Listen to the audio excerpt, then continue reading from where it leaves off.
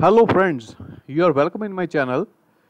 आज हम करेंगे C plus plus OOPs concept. ठीक है, सी प्लस प्लस लैंग्वेज में ऑब्जेक्ट ओरिएंटेड प्रोग्रामिंग क्या होती है, जहाँ ये एक बहुत ही बेसिक क्वेश्चन है जो सभी एग्जाम में आ जाता है कि explain the characteristics of object oriented programming और द कंसेप्ट ऑफ ऊप। ऐसे क्वेश्चन आता है एग्जाम में, सी प्लस प्लस के एग्जाम में नॉर्मली ये फर्स्ट क्वेश्चन आता ही है, मोस्ट इंपॉर्टेंट क्वेश्चन है। आज हम इसको डिस्कस करेंगे। इससे पहले मैं आपको कहूँगा, अगर आपने अभी तक मेरे चैनल को सब्सक्राइब नहीं किया है तो सब्सक्राइब कर लीजिए, ताकि इन फ्यूचर सभी वीडियोस आपको नोटिफिकेशन मिलते रहें, और वीडियो को लाइक कर दीजिए। ठीक है, हम स्टार्ट करते हैं। ऑब्जेक्ट ओरिएंटेड प्रोग्रामिंग है क्या? ठीक है, जहाँ ये एक ऐसी प्रोग्रामिंग अप्रोच है जहाँ पर सभी को एज एन ऑब्जेक्ट ही ट्रीट किया जाता है। ठीक है, the programming paradigm where everything is represented as an object is known as truly object oriented programming language। ठीक है, कोई भी प्रोग्रामिंग लैंग्वेज, ये सिर्फ सी प्लस प्लस के लिए नहीं है, कोई भी लैंग्वेज जो एज ए ऑब्जेक्ट ही कंसिडर करती है वो सभी को, उसको हम ऑब्जेक्ट ओरिएंटेड प्रोग्रामिंग लैंग्वेज कहते हैं। ठीक है जी, क्या है object oriented programming? Is the methodology और paradigm to design a program using class and object. ये एक ऐसी अप्रोच है या ऐसी मेथडोलॉजी है जहाँ पर हम क्लासेस और ऑब्जेक्ट्स को यूज़ करके प्रोग्रामिंग करते हैं।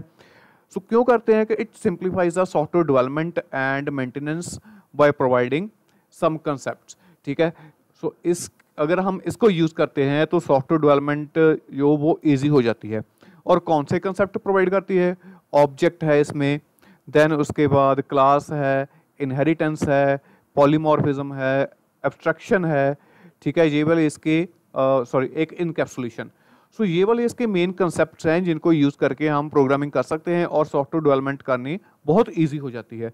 अगर हम कंपेयर करें और जो पुरानी लैंग्वेजेस हैं, प्रोसीजरल लैंग्वेज प्रोग्रामिंग या प्रोसीजर प्रोग्रामिंग है, उसके साथ अगर हम इसको कंपेयर करते हैं तो ये फार बेटर देन दैट। चलो देखते हैं ऑब्जेक्ट क्या है। ऑब्जेक्ट कोई भी चीज़ है जिसकी रियल वर्ल्ड में एग्जिस्टेंस है।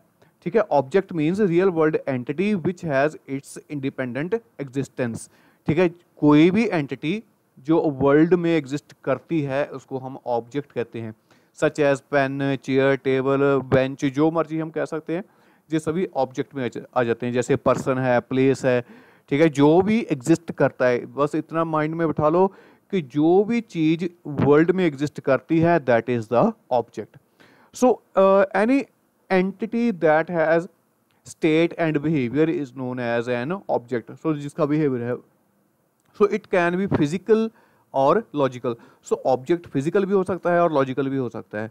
ठीक है, it simplifies the software development. ये तो सेम आ गया। जैसे बैंक अकाउंट को अगर हम एक ऑब्जेक्ट कहें तो वो फिजिकल तो नहीं है, वो लॉजिकल है। ठीक है ना।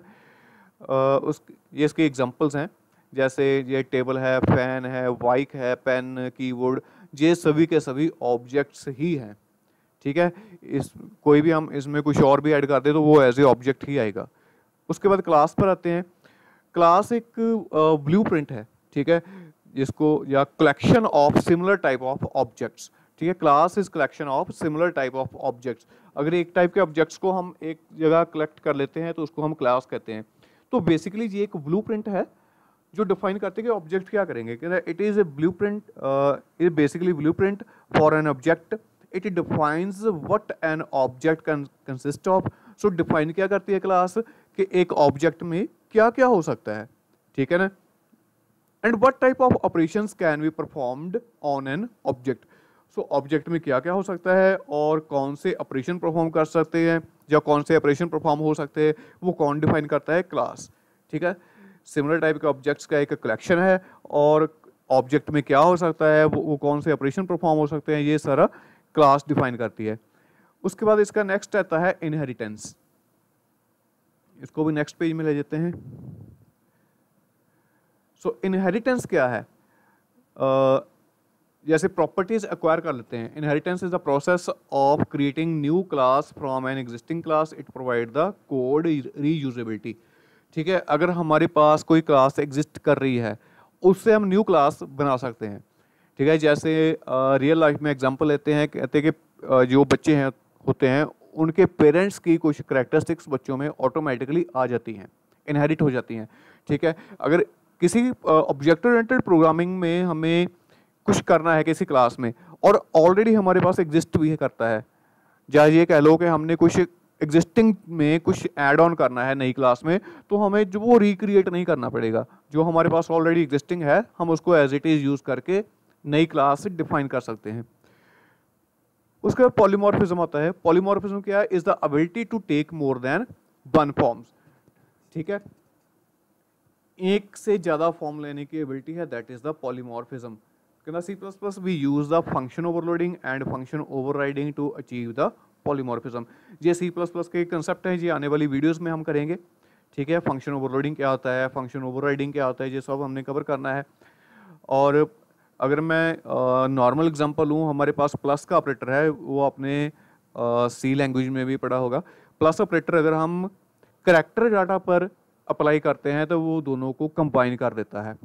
ठीक है ना, अगर करैक्टर हो, जैसे मैं यहाँ पर आपको एग्जांपल दे देता हूँ, हमारे पास दो वेरिएबल्स हैं करैक्टर टाइप, और एक में है हमारे पास हेलो और दूसरे में है हाय। अगर हम दोनों वेरिएबल को, मैं यहाँ पर वेरिएबल भी लिख देता हूँ, सपोज हमारे पास x is equal to hello है, ठीक है, और y इज इक्वल टू है हाय। सो अगर हम x प्लस वाई करेंगे, x प्लस वाई, सो ये दोनों में डाटा कौन सा है? स्ट्रिंग टाइप का है। तो ये रिजल्ट क्या करेगा हमारे पास? हेलो हाई, HELLOHI, और इसमें कोई स्पेस नहीं आएगी क्योंकि हेलो के बाद भी कोई स्पेस नहीं है और हाई के पहले भी कोई स्पेस नहीं है। सो अगर हम इनको ऐड करेंगे तो ये दोनों को कंबाइन कर देगा, जिसको हम कॉन्कैटिनेशन भी कहते हैं। कंबाइन करना या कॉन्कैटिनेट करना, ये सेम थिंग आ जाती है। सो प्लस ऑपरेटर हमने क्या देखा कि अगर स्ट्रिंग पर या करैक्टर डाटा पर हम इसे अप्लाई करते हैं तो ये क्या कर देता है? उनको कंबाइन कर देता है। और सिमिलरली अगर हम उसको इंटीजर पर अप्लाई करते हैं, suppose x is equal to 5 and y is equal to 10 है, देन x प्लस वाई क्या होगा? तो ये ऑब्वियसली आपको मालूम है कि वो सम कर देगा। सो अगर न्यूमेरिकल वैल्यू है तो वो सम कर देता है, अगर करैक्टर वैल्यू है तो उनको कंबाइन कर देता है। तो ऑपरेटर तो हमारा सेम ही है प्लस, सो इसने फॉर्म्स कितनी ले ली? 2। So that is the polymorphism. So C++ language में या ऑब्जेक्ट ओरिएंटेड प्रोग्रामिंग में भी हम ये यूज करते हैं, ability to take more than one form. So ये हम बाद में देखेंगे। ठीक है, उसके बाद है हमारा अब्स्ट्रक्शन। अब्स्ट्रक्शन का मीनिंग क्या है कि जो रिक्वायर्ड फीचर्स हैं वही हमने शो करने हैं, बैकग्राउंड डिटेल हमने हाइड करके रखनी है। क्योंकि कोई भी यूज़र है उसको उसका काम होना चाहिए, उसको बैकएंड का कोई नहीं मालूम, उसको ये नहीं है कि क्या कैसे हो रहा है कैसे नहीं हो रहा है, उसको तो काम चाहिए। So the process of showing the required information without including the internal details is known as abstraction. ठीक है ना। सो ये for example an ATM machine. ठीक है, एग्जांपल क्या है? एक एटीएम मशीन है जहाँ पर हम एटीएम हम क्यों यूज़ करते हैं? ऑब्वियसली हमने पैसे निकालने हैं।